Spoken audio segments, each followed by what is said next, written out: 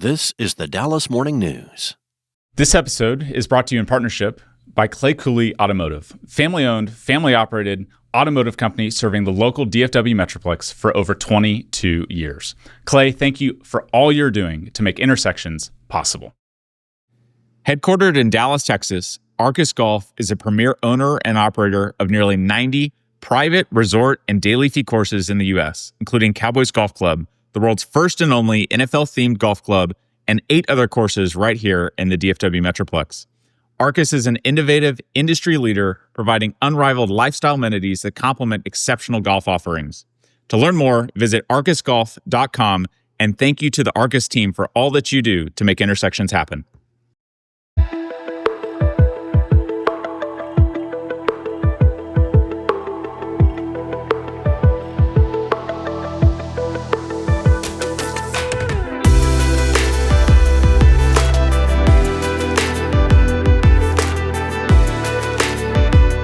Rick Welts walks in, CEO of the Mavericks. What a time. The Luka trade, there's the issue of the arena, and now all of the things associated with management. I got to tell you, that was a fascinating conversation. It was a 57-year NBA career. He started out as a ball boy for the Seattle Supersonics. He was CEO of the Phoenix Suns, CEO of the Golden State Warriors, and now he's CEO of the Mavericks, and he's got a franchise-defining player to go build around. We have a really great conversation understanding how all these things tie together and ultimately what the vision is for the Dallas Mavericks. Tune in.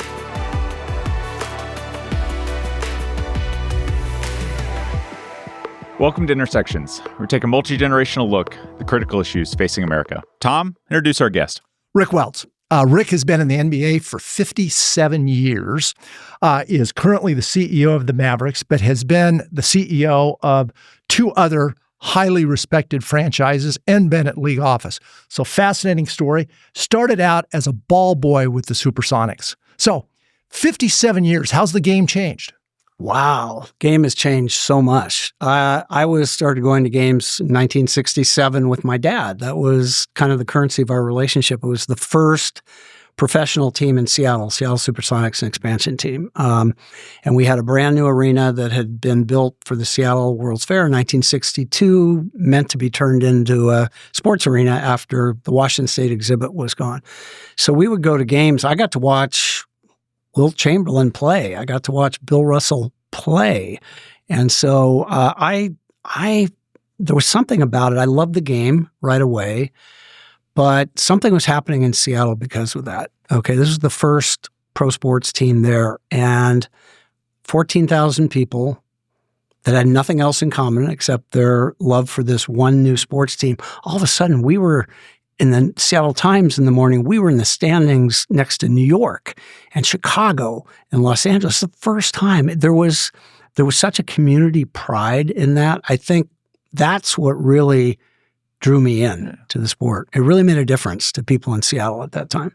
You're in the Naismith Basketball Hall of Fame. I don't know how many other ball boys are in the Naismith Basketball Hall of Fame. So how did you get the gig as the ball boy for the Supersonics? So I was obsessed with my new expansion team. I knew all the players. I read everything about them. And the coolest kid at Queen Anne High School was Earl Woodson. Earl was the coolest kid because he was a ball kid for the Seattle Supersonics. So we had an English lit class together. We'd sit in the back of class and I would drill Earl, like, tell me about this player, or tell me about that player. And one day Earl comes in with this very sad face, like, dude, like, what's the problem? He goes, oh, my family's moving out of town. I'm like, Earl, like, you got to take me down and introduce me to whoever that was Jack Curran, the trainer of the Seattle Supersonics. And he did, and I got the job. So I was a ball kid at 16 for, it was really my dream job to be able to do that for my favorite team. Any fun stories? A million. So career skyrocketed. 6 months after I became a ball boy, I became assistant trainer. Now, putting that in perspective, that's about 4 graduate degrees today. At the time, it meant I knew how to use the washing machine and the dryer and get the uniforms in the right locker before the next game. That was my primary skill. But it's always a punchline when I get introduced. But if I could take those 2.5 years that I was a ball kid, what I learned, because as assistant trainer, I was the guy who locked the door after the media was out. Oh, yeah. I'm in the locker room listening to the pregame speech by the coach after the players leave. That was Lenny Wilkens as player coach back then? Yes, it was. But I would get to see this interaction between owners and players and medical staff, media and players, and nobody's paying any attention to me. I'm just observing all this. So honestly, those dynamics have not changed that much. I mean, around the edges, of course. But I learned so much about what it takes to have a successful or not successful team. You mentioned Lenny Wilkens. Now, imagine this, okay? When I got there 1969, we didn't have a guy in a suit on the bench. Mm-hmm. Our coach was our best player, Lenny Wilkens. Our two assistant coaches were both players, Tom Meschery, his numbers retired at the Golden State Warriors, and Rod Thorne, who was actually in my Hall of Fame class in 2018. So we had three players who were our coaches. There was not a guy in a suit or a quarter zip sitting on the bench. And today the Mavericks have 3 rows? At least. I don't know. I've lost count. So that time, too, some pretty interesting people joined the Sonics. Spencer Haywood, you got Slick Watts comes in there, downtown Freddie Brown. Some real personalities, too. Well, Slick just passed away last year, but Fred and Spencer are still very good friends. Spencer was an interesting one because if you know his background, he signed in the ABA, and then Sam Schulman, the owner of the Sonics, signed him to a contract in the NBA when he wasn't eligible to play because his college class hadn't graduated. That you had to have your college class graduate. So the NBA and the Sonics were at war over the signing of this player, and every game that we played got protested. But I was the closest in age to Spencer of anybody. Oh, sure. I was closer in age to him than the players were. Yeah. So he and I actually became friends. There's I keep a poster somewhere that still has me as a ball kid in the team photo that year only because Spencer was being such a jerk that day at practice. He said, I'm not getting in the picture unless Rick's in the picture. So I'm like, they're finally like, okay, get in the picture. So that long-haired kid is only in that team picture historically of the Sonics because Spencer Haywood insisted or he wasn't going to get in the picture. Okay. One thing to be a ball boy and be in charge of the washer, but then you actually move into the front office and you got a suit on. How'd that happen? Well, I went to the University of Washington during Watergate. I went to communication school. I wanted to save the world through my journalism. I have to explain to kids today that there was a time when journalists were truth tellers and heroes. The world's changed. Yeah, the world's changed a bit. But I was very inspired by everything that was going on in the journalism world then. And I never wanted to be like in front of the camera or anything like that, but I thought I could tell great stories. When I was a junior in high school, I made a 20-minute documentary film on 8mm film on saving the Pike Place Market in Seattle. There was an urban renewal proposal to get rid of the Pike Place Market, the most perfect place in the world. And I dragged my dad down the Pike Place Market and we made a film about it. And then when I got done with my ball boy days in high school, I got a job working part-time in the media relations office. We call it public relations now. So I was working with the media part-time during games while I was going to the University of Washington. And then, it's time to leave the UW, and I got a full-time job in the media relations department there. So I kind of justified it like I'm dealing with and then eventually media. became director. Yeah. So director of public relations, do a compare and contrast of what it was like back then versus what it is today in this era of social media and instant contacts and things like that. There was just an unspoken relationship between media and the players then because everybody would travel together, right? There were no charter flights. Everybody's on the same commercial airplanes. And there was a little bit of a code that I'll take care of you if I get my stories, right? Mm-hmm. So it was when I would have the core group of media covering a Sonics game, there'd be 2 beat writers, Seattle Times, Seattle Post Intelligencer. Yeah. Maybe one night there'd be a one TV that might come down for a little while, but then, one or two visiting writers. That was it. That was the entire media crew that would cover any game. So it was a time when players didn't have to be as guarded and careful about everything that they did, and they actually had friendships with media people, and it was a symbiotic relationship, right? Like, I need my stories, I'll take care of you. It was just a very, very, very different time. Any good conflicts in the locker room when you were a kid and then rose through to be director between the players? There was a time, a very short time, when there was a coach by the name of Tom Nasalki who was coach of our team, and the team had gone out on the court. We weren't playing very well, and I'm sitting there in the locker room, kind of, just taking care of business, and I hear Tom Nasalki say to our assistant coach, "We need a few more white players on this team if we're going to be any good," right? And I was like, wow, like I'd never heard that before. I'd never really, in that time I'd been there, had like race injected in that. And that was like a stunner to me, that was like a coaching philosophy at that point in time by that coach. Fascinating. So you move forward. You win a championship. 79 championship. 79. Did you get a ring? I did. The director? Okay. I could have brought it today. It looks like one of those Jostens high school rings. It's probably different than the Golden State ones. A little, which I would list 20 degrees if I actually wore that ring. It's not really meant for people my size. But yeah, I got a championship ring. That was so much fun. I mean, I become media relations director, public relations director of the Sonics in 1977.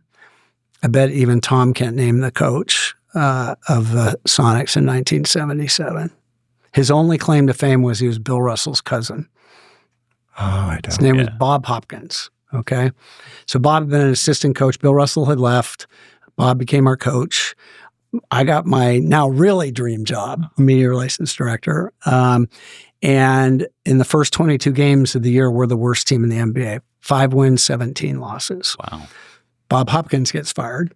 And Lenny Wilkins gets hired as, now he was our director of player personnel. He became coach. He wasn't playing anymore. And that team that started 5-17 ended up going to the NBA Finals and losing to the very poorly named Washington Bullets at the time, then came back the next year and played those same Bullets in the championship, won the championship. Yeah, that was the year that the Sonics rightfully took the Suns championship away from them.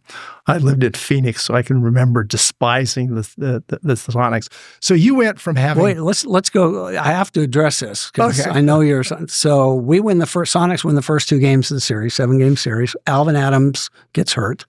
The Suns win game 3, 4, and 5. Walter Davis puts it in for the win in game 7. It goes halfway down and pops back out. But you forget game 6, which was really, we were dead. Like we were down. Now we've lost 3 in a row. That was game 6. That was Walter Davis put it in to win it at the end. By a point. And it came back out. Yeah, and we win by a point. So we go, it's Mother's Day. I was going to tell you that. It was Mother's Day in Phoenix. We've lost 3 in a row. Mm-hmm. The Suns are probably a better team than we are. We're toast. Like I know this is the last game of the season. Paul Westphal's mother comes out and sings the national anthem on Mother's Day, and Paul Westphal comes out and hands her dozens of red roses. It's like there is no way that the world is going to let us win today. And it happened. Sure. And then we won game 7. Game 7. Yeah.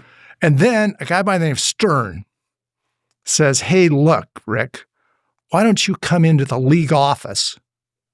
How did that come about? Because David Stern really given a lot of credit for the evolution of the game, the growth of the game, and really building the brand of the NBA. Mm-hmm. Yeah, we'll have a debate sometime about the greatest commissioner of all time, whether that was Pete Rozelle or David Stern. But David had a 30-year run. Yeah, incredible run. When I actually had left the Sonics, I was working for a little sports marketing agency in Seattle, pre-cell phone, pre-computer. So you come back from lunch, have to explain this to kids too.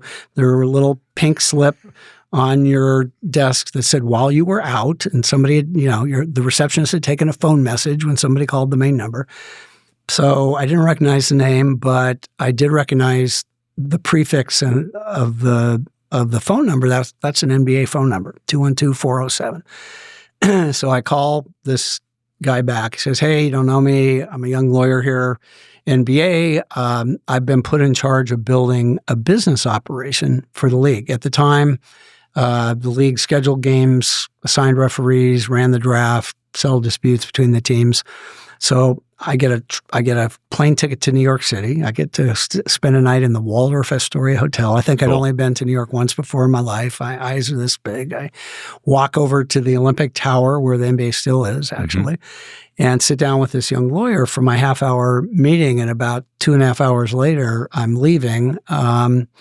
It's David Stern, who is just starting.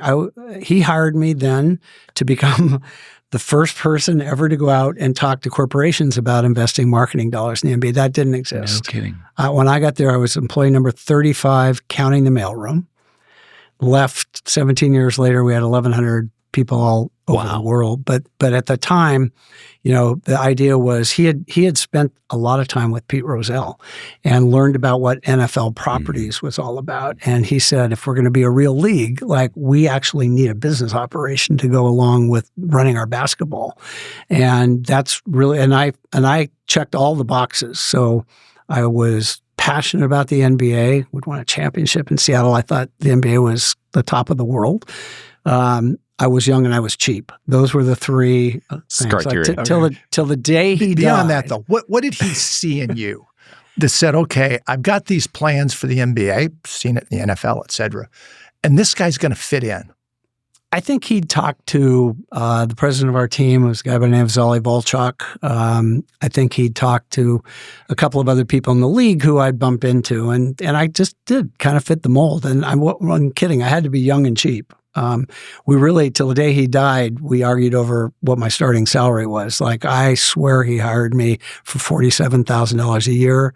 He, to the day he died, said it was never a penny over 42. So we agreed to disagree. But he was putting together like the basics of a business operation, licensing for products. We didn't even have that. We didn't have anybody doing sponsorships. At that time, were the products done individually by the teams? Yeah. Because that was a big move of the NFL, Yeah. was really put them on the map of pulling all of that back in, so it wasn't the teams. Exactly. So you had consistent, not only logos, but quality and things like that. Exactly. Same thing NBA? Same thing. Just tried to follow, the amazing success of the NFL at that point. And in business line after business line, that was what he set out to do. So I want to get into the NBA All-Star Weekend, because you were kind of the godfather of it. Talk us through. Well, that was a pretty. I'm surprised, because I didn't know that you knew, going back to things like Dream Team this was before and All-Star Weekend, way before my time, which came on his watch. Yeah, I'm he's surprised you knew that. Yeah. But go ahead. So talk us through just your mindset and the NBA's mindset around creating an All-Star Weekend that ultimately became the slam dunk contest, and then you've got Spud Webb and you've got Michael Jordan versus Dominique and all the things that have now transpired. Talk us through the genesis of it. Well, the job I described to you was the worst job in the world. I had no idea what a damaged, poorly respected property the NBA was in 1982. I couldn't sell anything. And that was my job. My job was to go out and convince these companies, like, boy, you could spend your advertising and marketing dollars with the NBA. Wouldn't that be great? I couldn't even get a meeting. Why? Because it was thought of as a... It was very poorly run. It was the first league tainted with widespread accusations of drug use by its players. Sports Illustrated ran a cover story with a deflated NBA basketball, and the story just said, like, it's just logic. Like, America will never embrace a league where 2/3 of the athletes are black. Like, that was that was just a matter of fact conclusion. So it was a mess. More talk about teams going out of business than expansion ever. So, I'm get a little win here and there, but I go home to it started with the Waldorf Astoria comes into this again, a cocktail with a guy by the name of Carl Scheer, who was the president of the Denver Nuggets. And we were going, this is a Stern story too, because at this moment in time, we started planning All-Star about November before February. It's a little different now. It's a few years ahead. But Carl wanted to meet. He said, and Stern was going to be Stern had been elected commissioner, but wasn't going to take office until after the All-Star game in Denver in 1984. So Carl comes in November. We go to the Waldorf. He says, I've got a great idea.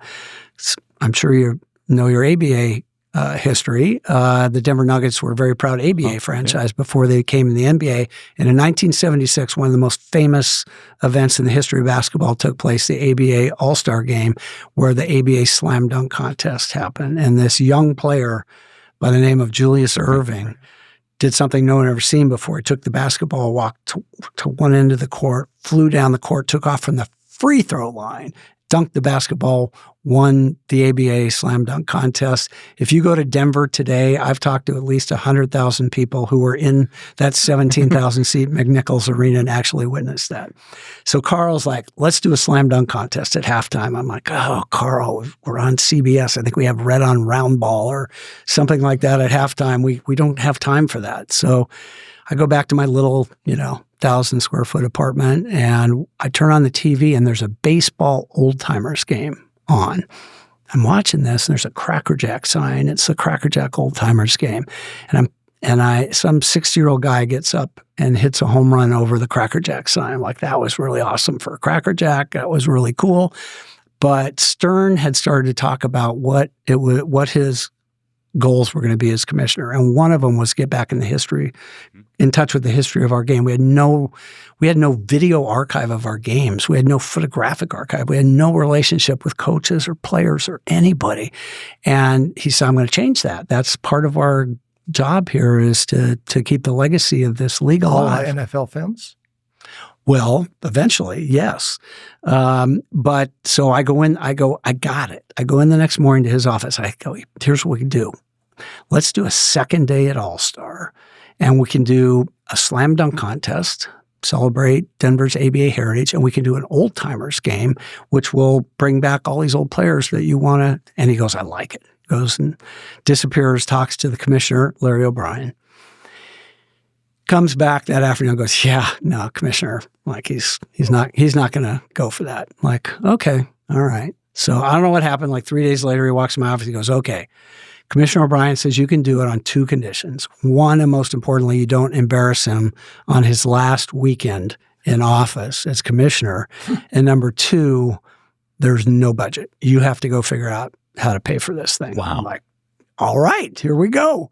And in a world today, when we think of the NBA as rounding errors in the billions, no budget for All-Star Weekend. Nope. That's amazing. So you got to go figure out how to pay for it. So I got this this kind of young beverage company named Gatorade, which was based in Indianapolis, to sponsor the slam dunk contest and write a big check. And it was our first sponsorship with Gatorade. And then I got Gillette. It's always like Gillette would never talk to the NBA, but I could get Schick to talk to. And I got American Airlines, the two of them, to get together and sponsor the old-timers game. So we go to Denver, Colorado, Brown Palace Hotel, one hotel. That's everybody who came to All-Star could fit in one hotel.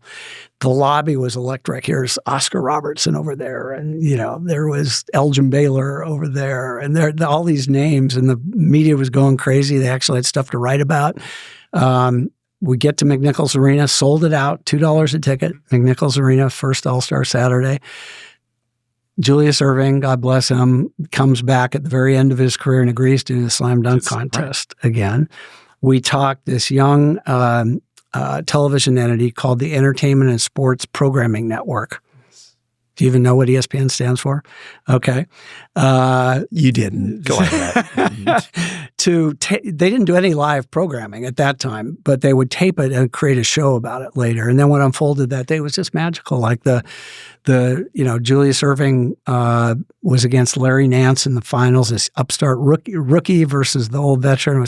And Larry Nance won. It was kind of a passing of the torch from a generation of player to another generation. Stern becomes commissioner the next day. We get 6 pages in Sports Illustrated that had never covered the All-Star game before. Stern's a marketing genius on his first day in office, and literally we were off to the races. And that takes off. I mean, years later, it's a big thing in that. But Rick, the last couple of years, maybe even a little bit more than that, All-Star game has really waned, both the game and kind of the things associated with it. Maybe a little step up this year when they did the international kind of recreating the hockey and that sort of thing. But what's happened? Is it just the lack of competition and the players really aren't into it? What's happened and what should be done to kind of bring that back? Because as you said, back then it was such a great kind of bringing together of the sport. It's a really great question. I wish I had the answer. Adam Silver wishes I had the answer as well. And by the way, this year's got rave reviews, so we'll see if it's sustainable. Sure, it was better. We don't know if it's sustainable. It was great once. We'll find out. But actually, right here in Dallas, 1986, we introduced a 3-point contest. Right? Yeah. That was the famous 3-point contest where Larry Bird went into the locker room, before the competition, said who's going to finish second, and then he went out and won it. Yeah. Very Larry Bird. That was the one where Spud Webb won the slam dunk contest over Dominique Wilkins, who could, it's a sight gag, like little Spud Webb. Still works for the Mavericks. But at some point it became about kind of like nobody wanting to embarrass themselves on the slam dunk. We haven't been able to get past that, where the 3-point's still awesome. Right. But the slam dunk, we haven't been able to get the best players. And now the stuff that these guys can do, it's like, it's a 7. Well, there's been pockets like Vince Carter. Then you had the Jason Richardson era. Yeah. And then you had like Dwight Howard and Blake Griffin and that era. Yeah, you're still back a lot of years. That's a decade ago. Yeah. Like, is there any pull to get? I mean, I knew nobody in the slam dunk contest this year. Yeah. And I follow the NBA pretty decently. Yeah. Is there any pull to get a bigger name there? I don't know.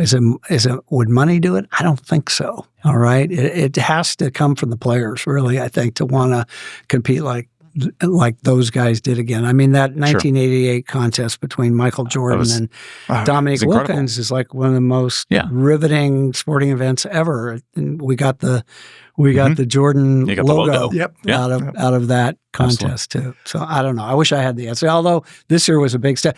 But All-Star for me, I love All-Star, right? Because I get to go. The best event at All-Star now is the Technology Summit. It's the hardest ticket to get. There's this amazing event on the Friday. Talk about that a little bit. Yeah, started 25 years ago now, where Stern and Adam Silver, who was head of NBA Entertainment at the time, said, the technology is going to impact our game. Why don't we put together a day seminar? We'll bring in technology leaders from around the planet and talk about how technology might impact. And every year it is the toughest ticket. I mean, you can imagine we had a whole bunch of AI this year presentations, but you get the best of the technology companies' leadership coming and talking about what the future and how it's going to impact. Lot big events sports. during those 17 years when you were at the league office, but probably none more so than the dream team of 92, Barcelona Olympics. Talk about, because you were given really the primary responsibility for marketing of it, but talk a little bit wider, because when that first came about, the question was, would any of the NBA players even want to play? I don't think that was necessarily true. The problem was the structure. They weren't allowed to play. Okay. If you were an NBA player who was not an American, you could go play for your country in the Olympics, but American players were the ones that were not allowed to play in the Olympics. But MJ really had to be convinced of it. In fact, he didn't want Isaiah to be part of the game, and that was a condition, right? I was not a part of that conversation. But here's almost got him. So there was FIBA was the international governing body for basketball that was part of the Olympic structure. ABA USA, Amateur Basketball Association, United States of America, was our governing body in the States. The NBA was not a member of ABA USA. It was run by college and mostly coaches and had this amateur amateur basketball, so ABA. So we had to convince the international basketball community that we could be good partners. And there was the Secretary General of FIBA was a guy by the name of Boris Stankovic, who Serbian basketball player, believed when he spent enough time with Stern that including NBA players in the Olympics would be a huge boost to basketball. And so we set off trying to prove that. We did something called the McDonald's Open in Milwaukee, Wisconsin in 1987. And we brought in the old Soviet Union national team. We had hammers and sickle flags flying in Milwaukee. Tracer Milan had a point guard named Mike D'Antoni, who was a club team from Italy, and the Milwaukee Bucks. And we brought in FIBA, and we had this, wonderful little tournament. The next year, we went to Madrid and did the first McDonald's Open outside the United States. We took the Larry Bird Celtics to play Real Madrid's basketball team. And again, brought the international basketball community. And I think we convinced them. And they changed ABA USA to USA Basketball. They let the NBA join as members. But, now it was on us to deliver.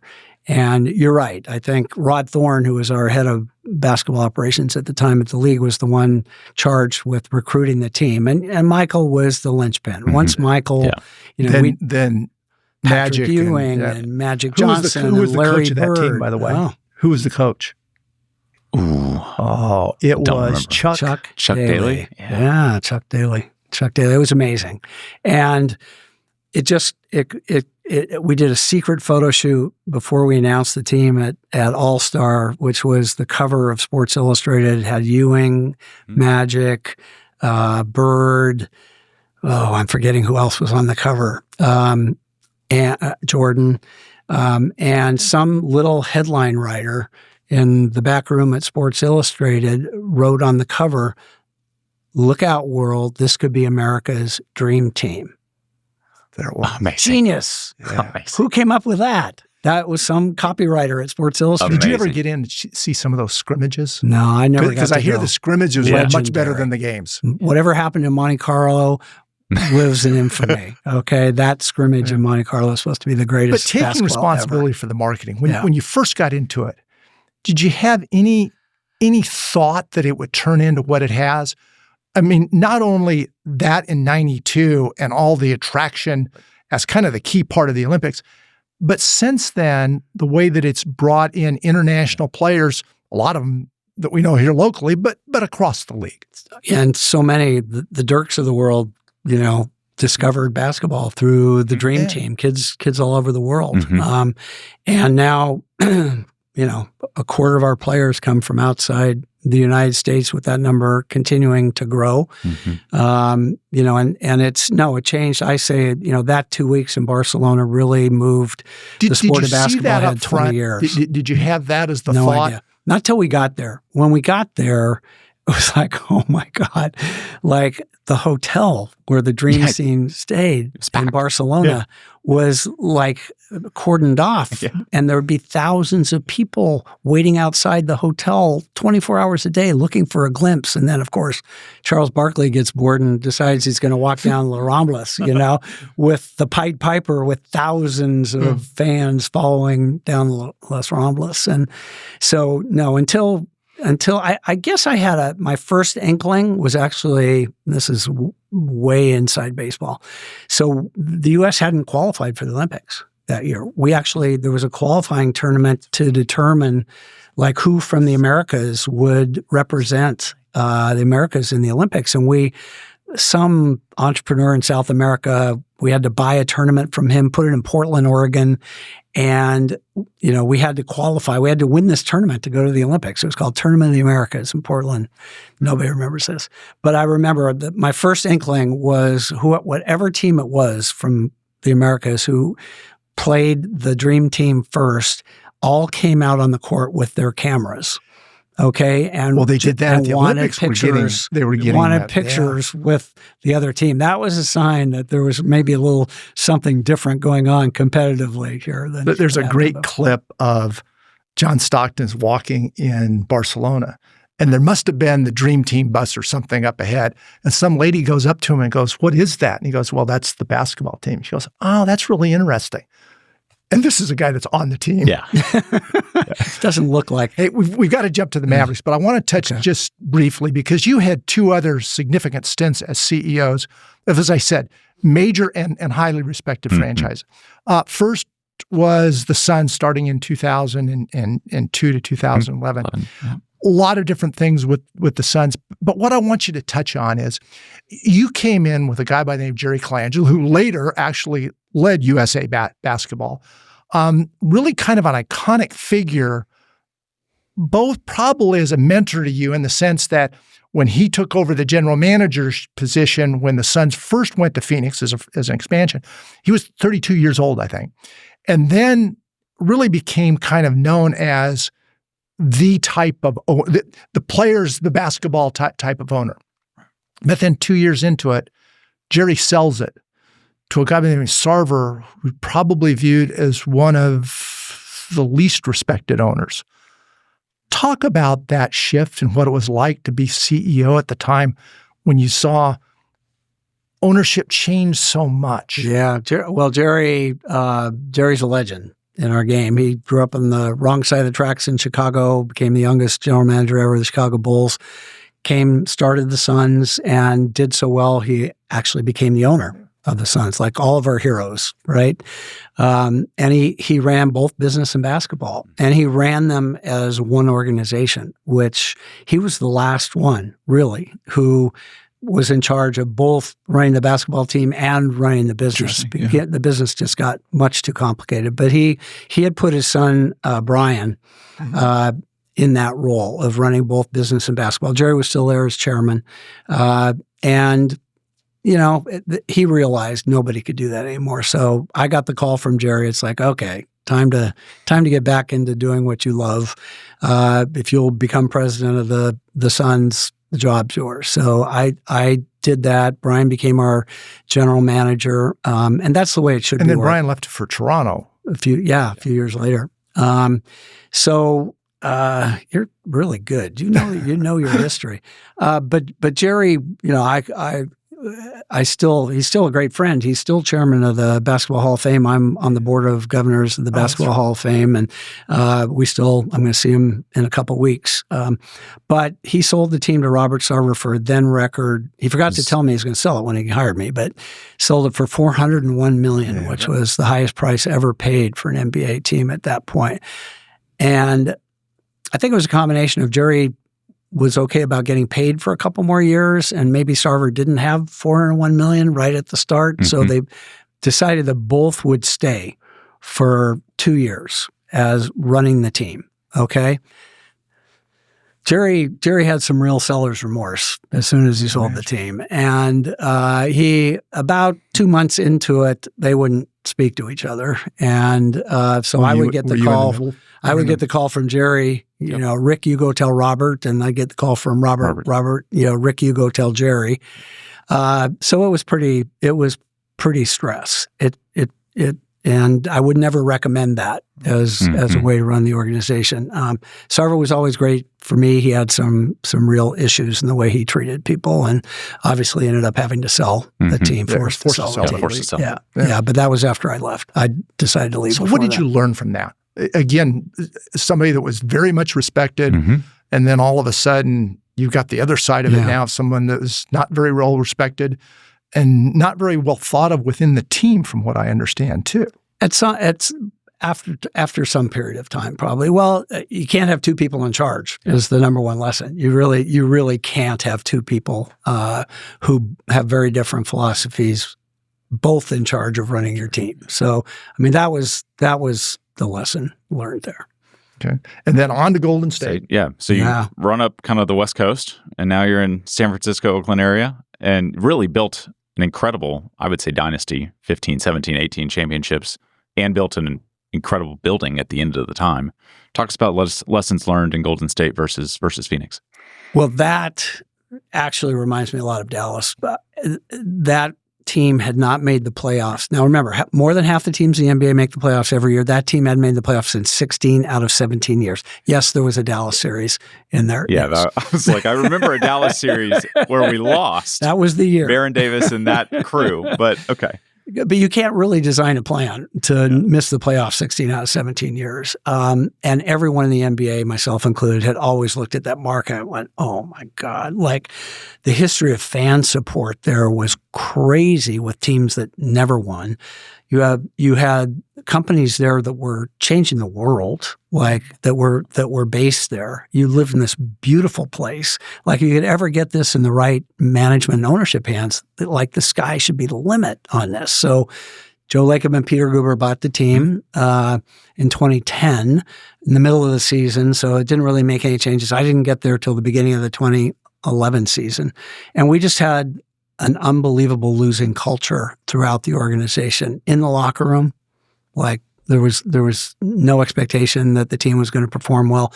In the business office, same thing. It's just a culture of losing. Like season was over in April, everybody got a raise, a nice summer vacation, come back, we do it all over again. So it really from day one put everybody in the same conference room and just said, look, like this is what this can be, because I wasn't the only one who saw it. It was everybody around the NBA. Did you have to change a lot of people? That first year probably changed 40% of the people, because it was, look, Tough the pitch to change was culture without that. Yeah. Exactly. You change the people or you change the people. And look, it was like, here's where we're going. Like everyone's welcome to come along for the ride. But look, I know a lot of you have been here a long time. If you roll your eyes and you've heard this before, we'll take great care of you. And we did. And I found a couple gems in the organization, younger execs in the organization who hadn't been given the opportunity to show their stuff. One is like the greatest media relations director ever, named Raymond Ritter, who was kind of buried in the organization, still there. The other was a young ticket sales executive named Brandon Schneider, who eventually became president of the Suns when I left. Those were two people that the organization knew were really good, but had never been given a shot. So they got a platform they never Just had empowering before, them. and were gung-ho. That gave me permission to then replace some people that clearly were not going to be able to do what we needed to do. And then Mark Jackson came as coach of the Warriors and actually changed the mindset in the locker room, where players actually started believing. How did he do that?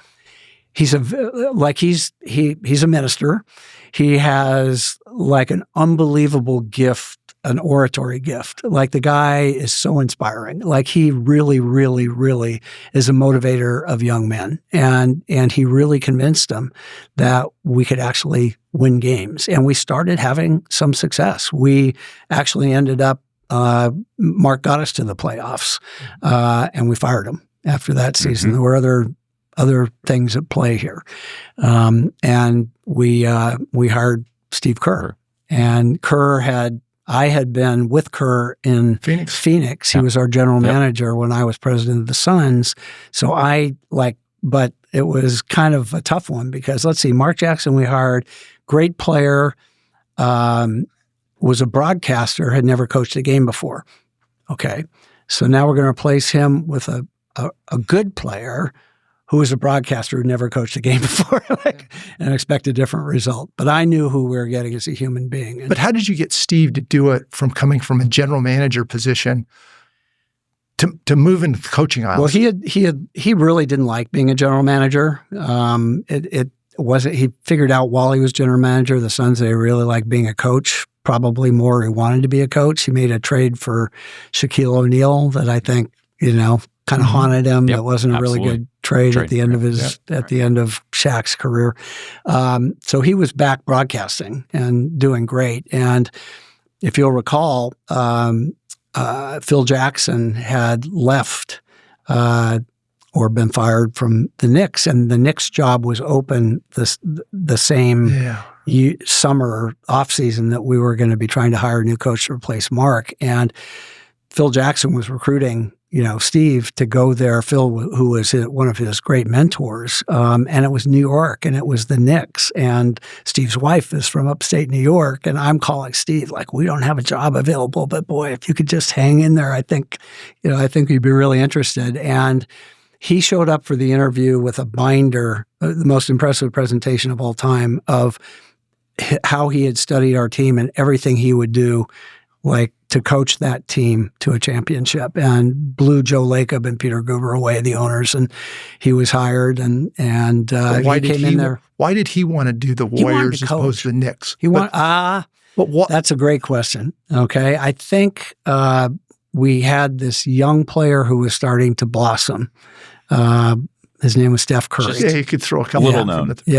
Yeah. But I mean, when they bought, I actually have to remind Joe and Peter, when they bought the team, we all feel really good about success. They already had Steph Curry on the roster. He wasn't Steph Curry, right, but he was on the roster. And I think that was probably the difference for Steve. That coaching the Knicks is a tough job. Environment. It's in New York. tough environment in New York. When you were in San Francisco too, you're given credit, rightfully so, for the Chase Arena, which is very well thought of, but more importantly, brought the team back into San Francisco, played it in that downtown area, Chinatown area, and that sort of thing. Talk just a little bit about how that came about, how you saw it, how you pulled it together. Yeah. Well, when I had one interview for the job with Joe and Peter at Joe's house in Atherton, and went out to dinner, and they offered me the job at the end. But what they said was, we want to build a new arena, and we'd consider building it in San Francisco. As you know, the Warriors were originally the Philadelphia Warriors, moved to San Francisco, had moved to Oakland for 40 years at that point. And, for somebody like me who, had devoted their entire life to trying to popularize the game of NBA basketball, to have the ability to create the physical structure that will be the place where generations of people in the Bay Area create these memories, these lifetime memories.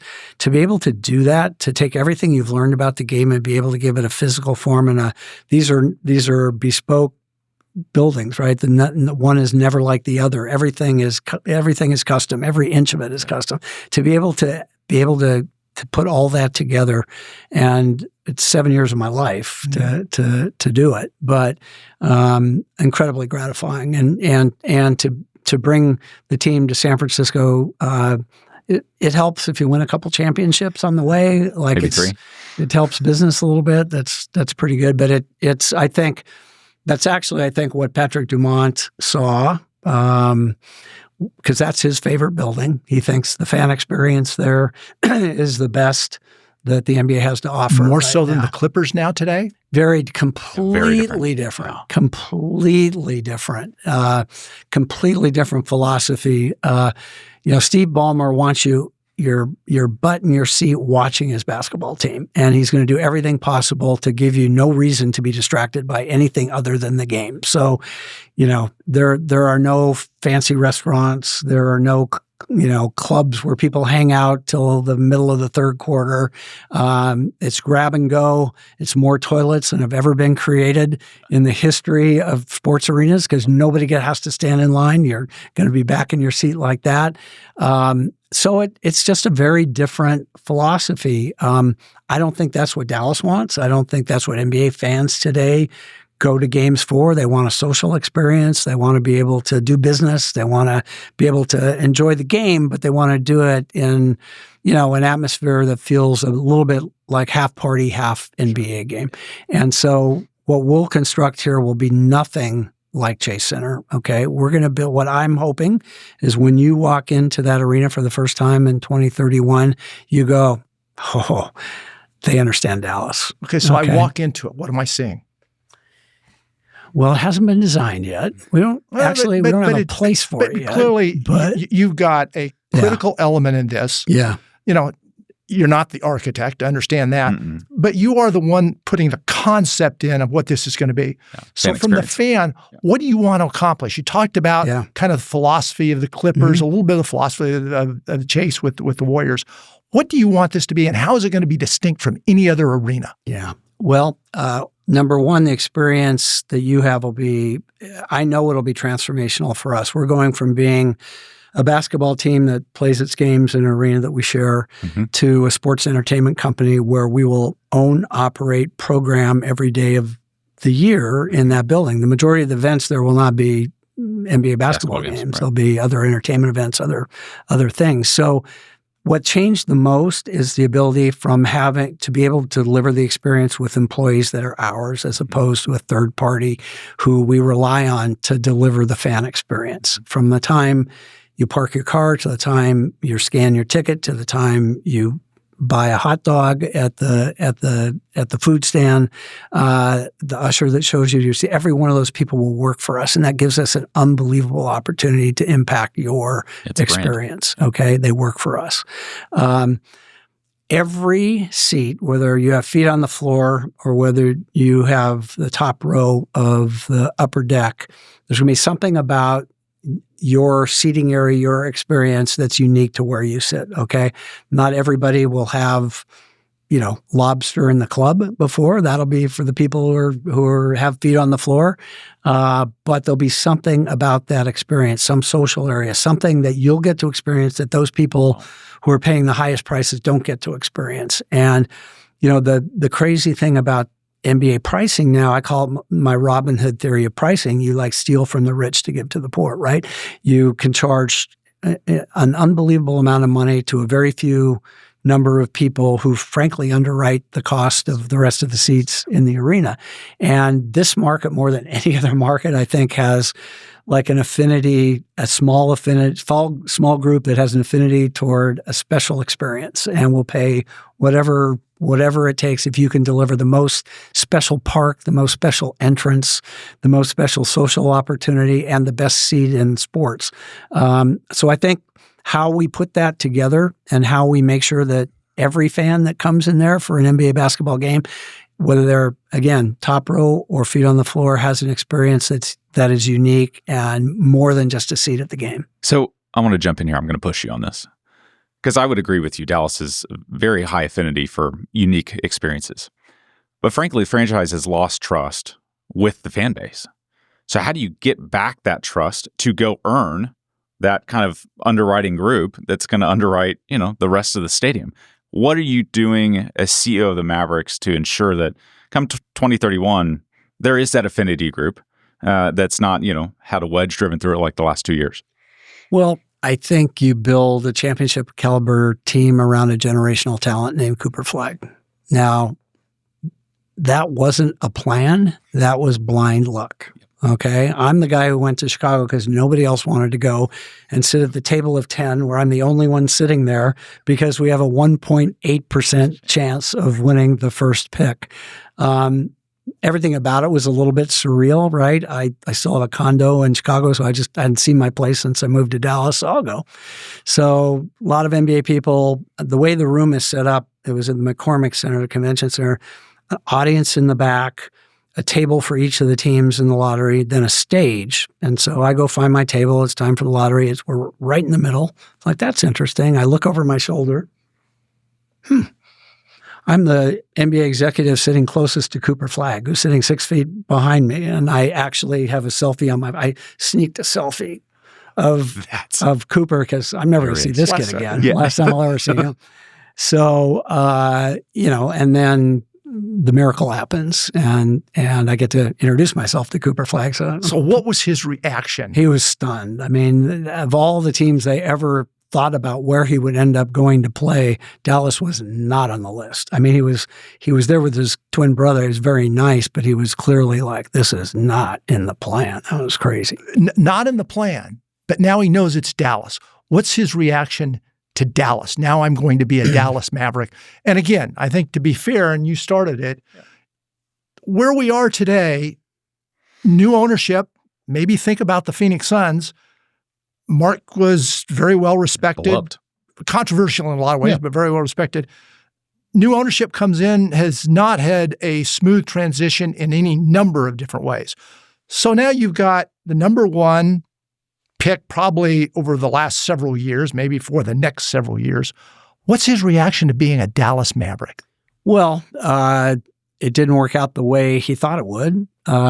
His family was very excited. I don't know how much you know about his parents. His mother, there's a reason Cooper wears number 32. It's because his mother's basketball number.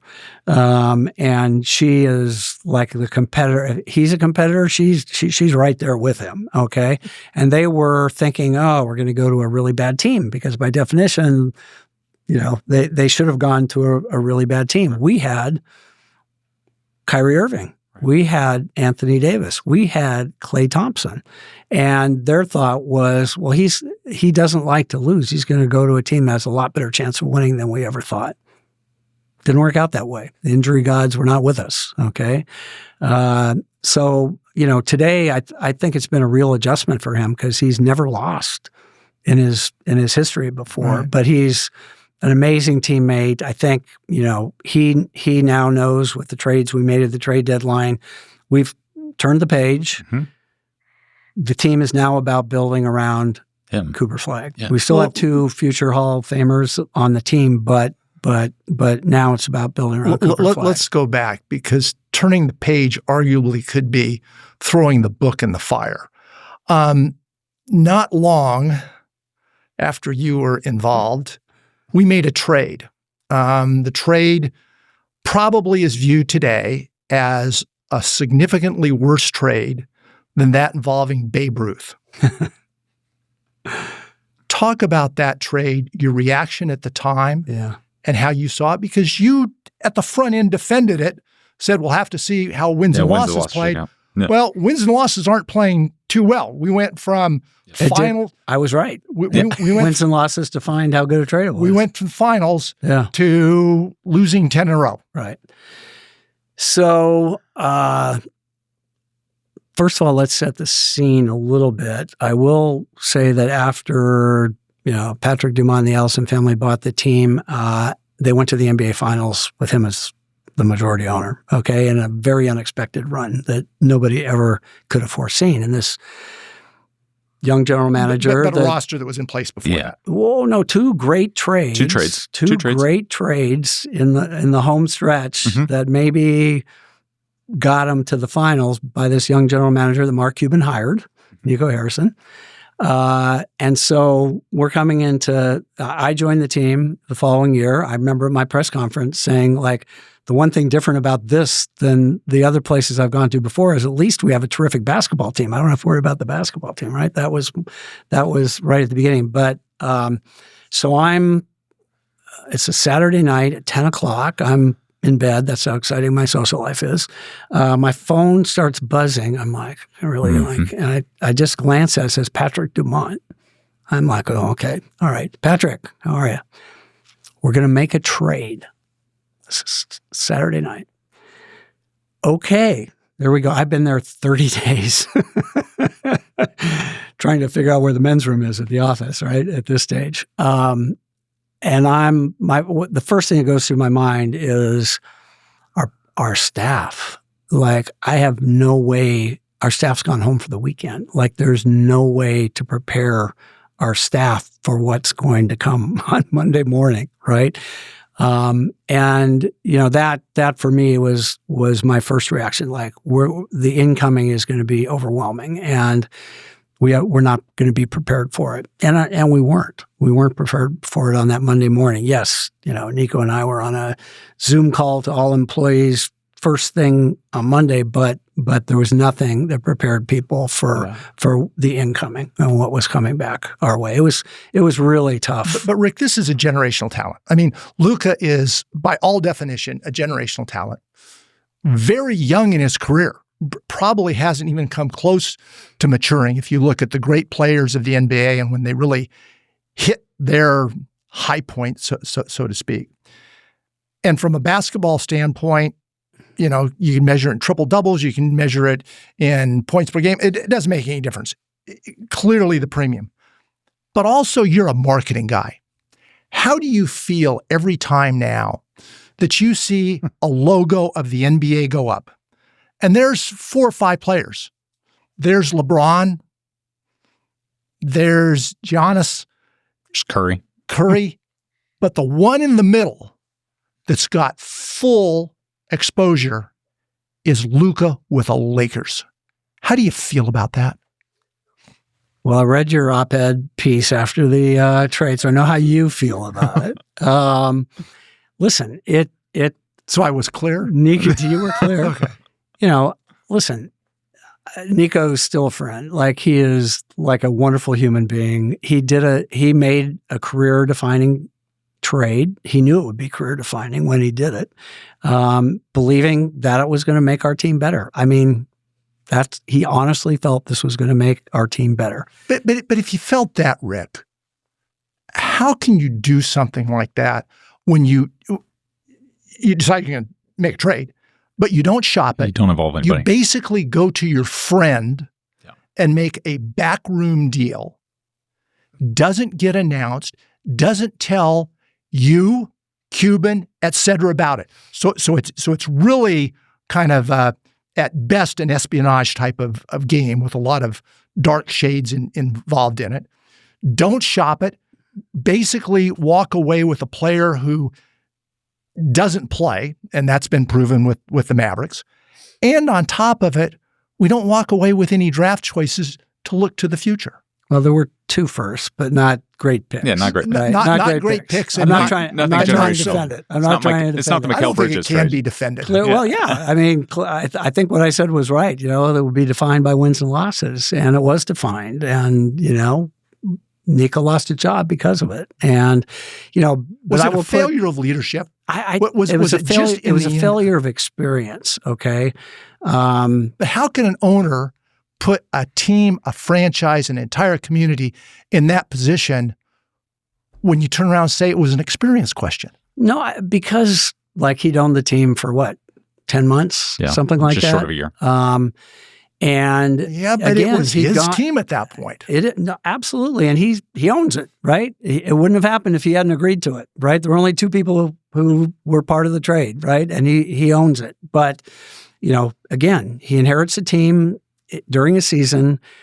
That general manager makes a couple really good trades. The team goes to the NBA Finals. That general manager comes to you and says, "Here's the deal that we have to make if we're going to win a championship." And he trusted him, right? I don't know how else to say it. He trusts me when I make decisions about the business. And he trusted his basketball guy that he was making that decision. Now, in retrospect, would he have handled it differently? Of course. But he didn't have the experience, and he does now, and there's a lot of learnings that come from it. But we can't relitigate it, right?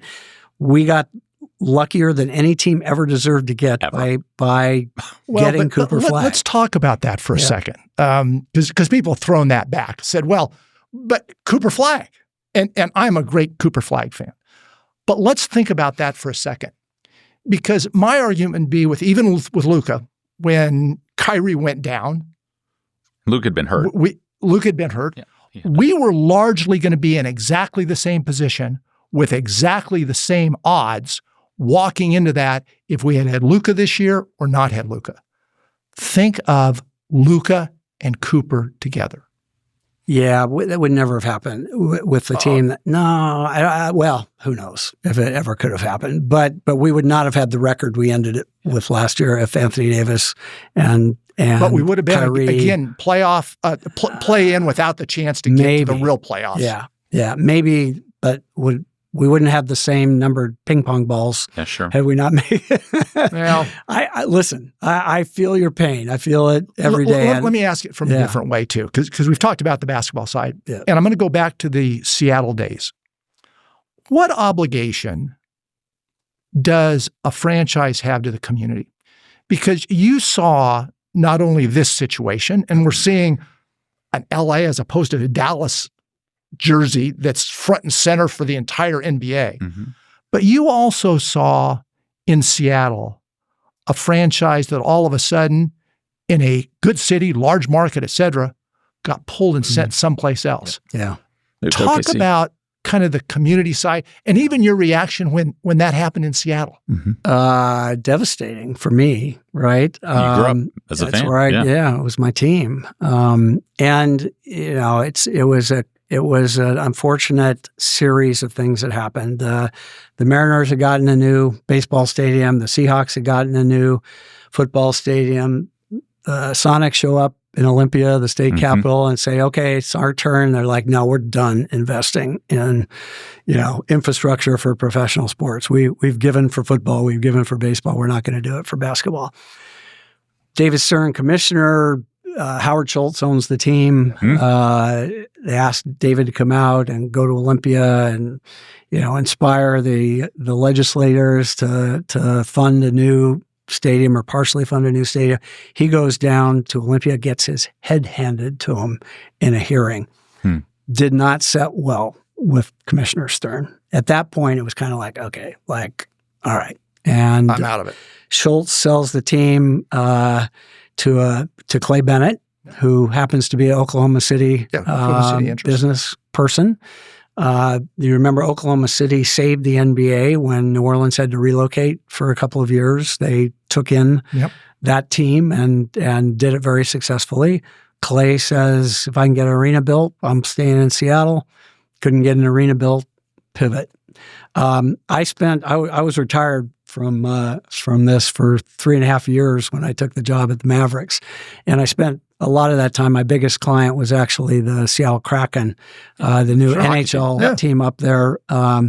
David Bonderman, who is the owner of the Kraken, went to the University of Washington as I did, grew up on the Sonics, put $1 billion into the old arena where I was a ball kid, built it into a state-of-the-art hockey and basketball building. He built basketball locker rooms. He built every bit of infrastructure for an NBA team because he wanted an NBA expansion. Yeah.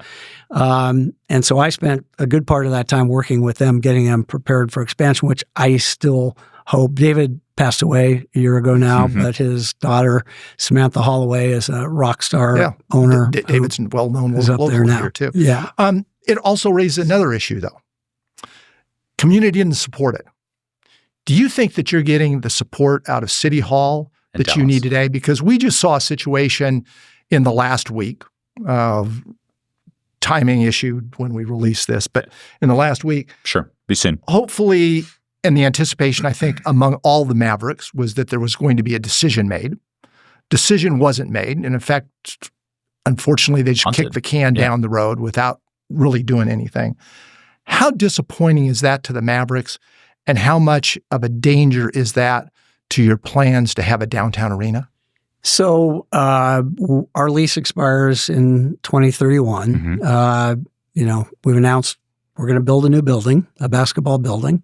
So you don't have a whole lot of time. We don't. We're on the clock. Yeah, we're really on the clock. Got to move. Yeah, it took 7 years to do Chase Center. Okay, it takes 30 months to build these things. About 2.5 years to build it, but you got to get moving. Yeah. Architectural design, etc. I would say the leaders, it depends on what part of City Hall. The leadership in the city manager's office has been unbelievably supportive. We're the team that says we want to be the team that has Dallas on the uniform that actually plays in Dallas. That's downtown Dallas? In Dallas, okay? If there was 50 acres available downtown, I think it'd be an amazing site, okay? Right now, there really isn't.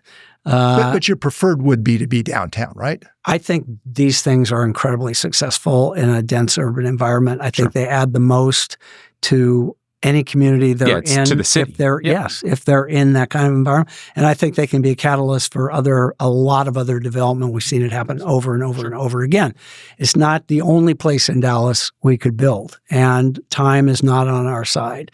So it's still going to be our goal to be in Dallas. That site is a very viable option, but we have no control over it, right? We can't get into negotiation over something that isn't an opportunity. But it's disappointing because you had hoped, I know you had moved your kind of deadline, quote unquote, 6 months in the hope that it would be resolved. Now you're right up against that, so it's difficult. And listen, I don't even know. We haven't even been able to talk to the city about what that deal would look like. So there's It isn't necessarily that unknown. If City Hall goes, we're there. Right? That's the other But they've got to move first. They've got to kind of clear some of the way. To have there be an opportunity downtown, yes. Yeah. And I think the other piece of it, and I won't put you on the spot on this too. Oh, go ahead. But it's not just the Mavericks, and clearly we all love the Mavericks. Would love to see them downtown. But a lot of it is what you can do, and you just touched on that, Rick. Is what you can do to make an exciting, dynamic downtown, which to me is kind of the first priority, which nobody was focusing on at 2 a.m. last Wednesday. And that's really what's disappointing to this whole thing. Yeah, I think the Mavericks would be terrific to be downtown in that location, all sorts. I'd be supportive of that. But the real priority for anybody that's in not only just the city of Dallas, but in this entire Metroplex is to have an exciting downtown. Right. And understand the commitment that the Mavericks are making here. This is, first of all, it's an arena, and then it's a 50-acre entertainment district. Okay, Yeah. so we ourselves will build the arena. We'll relocate and build our corporate headquarters there. We'll build a new practice facility where the players will be. A medical company you're very familiar with will probably build a medical facility that will take care of our players and be consumer facing. I think Live Nation's very interested in building a 4,000 to 5,000 seat additional performance venue down there. We will build a 4-star hotel that will be adjacent to the arena. We've already got plans for how Beyonce will be able to leave her suite and get into the arena without ever going outside. NBA players will be in hotel rooms that have a foot higher showers and ceilings and bigger beds, but it's the other development that will spurn in terms of restaurants and retail. And just think of how exciting that would be downtown. Yeah. And as you pointed out, what else would come along? I mean, you've got a lot of pieces there that come along to the arena, but just think what comes beyond that, and that's what's disappointing. Let's shift gears before we close, though, because let's talk about the NBA as a property. You were responsible for it as a property at one time. What do you see as the future of NBA? You've got some international moves going on. You've just signed a television contract that's got ABC and NBC and ESPN and everybody else, including streaming, for billions of dollars. Where does the NBA stand today?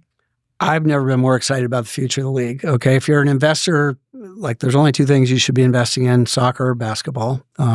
Basketball is a unique investment because there's one entity that drives the world's commerce around it. Okay, as opposed to, if you're a kid growing up in Buenos Aires, you're hoping to playing soccer. You're hoping to play for your club team in Buenos Aires, play for Argentina in the World Cup.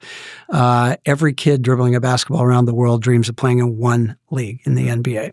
It's an unbelievable business model, okay? But the popularity of the game, soccer and basketball are the only two sports played in every country in the world. The NBA is very close to deciding to launch a European league, okay? So 12 permanent members, including some of the famous clubs that exist today, the Real Madrid, does that become the FC a development Barcelona league for the NBA? It becomes a level below, but a level above the G League. So above G League, not in line. Not in line with G League. So this would be a notch. But would you see the Mavericks going and using that as a farm system? We can't. So part of making sure there's no competitive disadvantage or advantage to NBA teams is that NBA owners aren't going to be allowed to own those teams. Okay. Now, the equity that's created is going to flow to the enterprise, right? So we're talking about 12 permanent teams, kind of in the soccer model, 4 other teams that would play in on a year-by-year basis based on how they do in their country competition. Premier League with relegations? Exactly the same. Okay, but the 12 members wouldn't be relegated. There'd be 4 that would come in every year. The numbers are being tossed around somewhere between $500 million and $1 billion. The other commitment, just as important, is we don't have the arena infrastructure in most of the European cities that an NBA team would require. Yes, you do in London. Yes, you do in Berlin, but you don't have it in everyone. So there'll be a commitment to facilities as well. So, is the NBA willing to invest in those facilities? I think potentially that's the discussion that's taking place right now. We have a board meeting in March where there'll be a decision, probably, I think, to go on this. So I think that's incredibly exciting. We already have the Basketball Africa League, which by every measure in terms of player development has been awesome. I think it's going to be really interesting if this European League does happen, where college, now the whole college world is kind of got another factor at play in this crazy world of college sports right now, of where players go, how much they can get paid to go where. It's definitely going to be even more, I think, a little bit disruptive to what college. And touch on that a little doing. Bit with NIL. Obviously, you've got players that would come out of high school and back in the day, but now they're getting paid millions of dollars to be in college. How has that changed some of the face of the NBA and getting talent in the NBA? Yeah, I think it's given some players pause about whether or not they want to give up their future college eligibility to go into the draft, right? Absolutely. Because they have a pretty good payday going if you're a good player right now. So I do think it's probably slowed down a little bit, the how many players have decided to enter the draft early. I mean, we have 26-year-olds playing college basketball right now, making the 8th season. All right. So, it definitely has, I think, changed. Ultimately, that's probably good for us. I mean, the best system from a pure player development standpoint was the pre-Spencer Haywood system, where every player had 4 years of college. Sure. Made a lot fewer mistakes in those first-round draft picks when you're picking 21, 22-year-olds than if you're picking 19-year-olds, right? So you're a lot more sure you get a more fully formed, more developed player. We'll never go back to that system, but so maybe it's caused a few fewer mistakes in NBA drafts. When you spoke of international, you talked Brazil, you talked Europe, you talked Africa, you left one continent out. That's China. And if we look at China and look at it from the standpoint of revenue from licensing, et cetera, that sort of thing, China is far and away the biggest player in this thing. But yet we've gone through a situation in the last couple of years where we've had players who have been pretty critical of situations here in the United States and have blatantly turned their back on some of the same issues on steroids in China, human rights, handling of women, etc. Does that hurt the league? And are we really being hypocritical and kind of giving China a free pass when in reality the value's been built here? Well, I think, it's the only other place in the world where we have a separately incorporated NBA China, right? We have investors, a lot of investors in NBA China. Our business was really rolling, and then we had a general manager make a comment about Hong Kong, and our Houston business general manager. ended. Okay, our business ended. We're now back. Actually, Patrick Dumont, I don't think people really realize that Sands, most the properties are there. There's no properties in Vegas any longer. All the properties are these developments in China, Macau. Patrick made a 5-year deal with the NBA to bring teams to play in his arena in Macau, and we've done one. The Mavericks are going second year next year to Macau. So our business is starting to grow back. Our television business is starting to grow back. It's the ultimate question of politics in sports, right? I think NBA player, I think there have been a lot of issues in the United States where NBA, WNBA players have not felt like, everything was the way it should be. They've continued to play. We've continued to have our business. You would hope that sports is a unifier, not something that is divisive. And I think in our history, it is. Like my first Seattle experience, that's where 14,000 people who have nothing in common except their common love for that one team, the Sonics, get together and can share a common experience, which in a lot of people's lives is a really significant thing. It was to mine. So it's always will be the question of mixing sports and politics. It's inevitable. We're always at the intersection of that. And I think I'm pretty proud of how our league has conducted itself over its history in terms of trying to be on the right side of things. I'm going to go back to the Mavericks just for a second, because you talked about the future and used that word. Give the viewers, the audience, a vision for the future of the Mavericks. Obviously, it's Cooper Flag right now.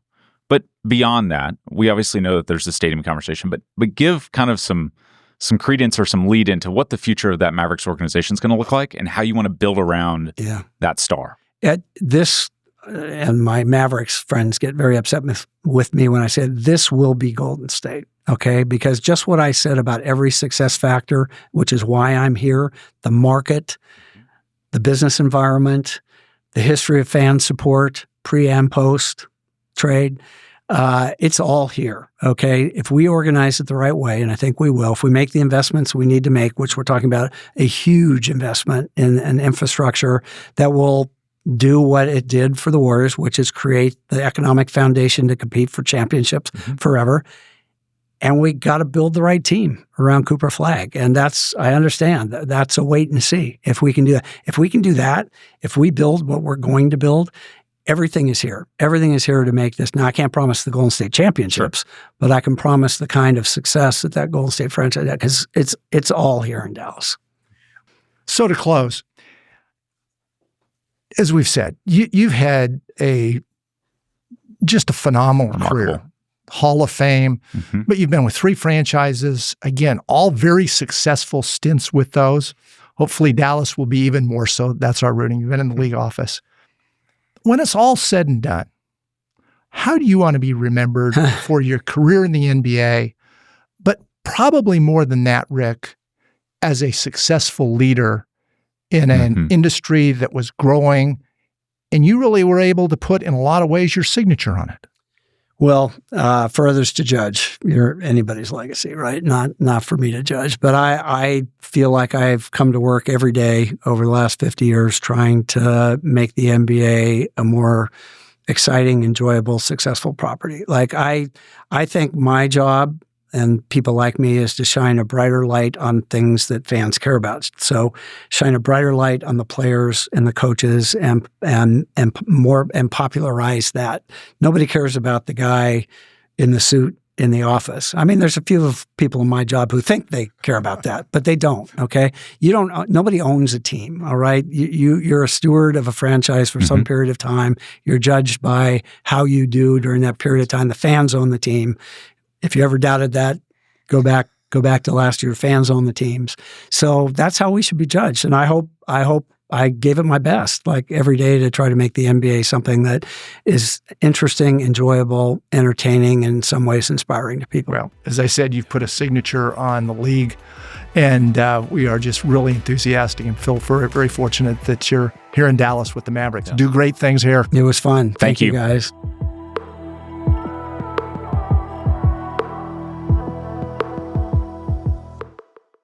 Thank you for watching today's episode. Again, today's episode is sponsored by Clay Cooley Automotive, a family-owned, family-operated automotive company serving the local DFW Metroplex for over 22 years.